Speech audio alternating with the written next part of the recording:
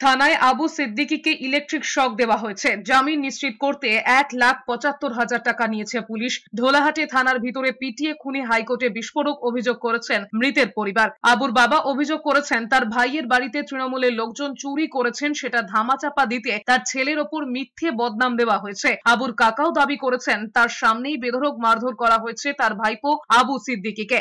মারের চোটে কিডনি দিয়ে পুলিশের মার থেকে মুক্তি চেয়েছিলেন, কিন্তু তারপরেও মেলেনি ছাড়। যদিও রাজ্যের তরফে পাল্টা দাবি করা হয়েছে মৃত যুবকের জন্ডিস ছিল, ক্রিয়েটিনিনের মাত্রা বেড়ে গিয়েছিল। 23শে জুন থেকে থানার সিসি ক্যামেরা বিকলের কথা কাকদ্বীপ আদালতে জানানো হয় বলে দাবি করে রাজ্য। থানায় মারের জেরে মৃত্যুর অভিযোগ খারিজ করেছে রাজ্য।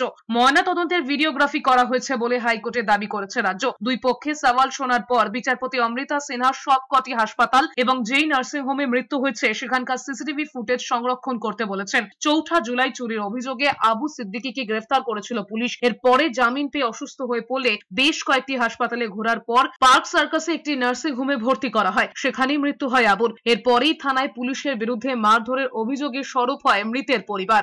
বলছে এইবারের ঘরে নিয়ে গিয়ে যদি বানা দেয় নিয়ে আসবি, ফের এসে জামা প্যান্ট খুলে দিবি, পায়ে দড়ি বেঁধে আর টাঙিয়ে দিবি। আমি সামনে বলছি, তখন আমি নেই। আমি তাড়াতাড়ি করে ফোনটা নিয়ে গিয়ে এই মতন আমার ওয়াইফকে ফোন করেছি, করে বলছি তোমরা যে কোনোভাবে যার কাছে যা যেখানে আছে, যার হাতে কানে নাকে যা যেখানে আছে, এই জিনিসগুলো তোমরা যে কোনোভাবে তোমরা রেডি করে রাখো, নাহলে ভাই বাঁচাবে না।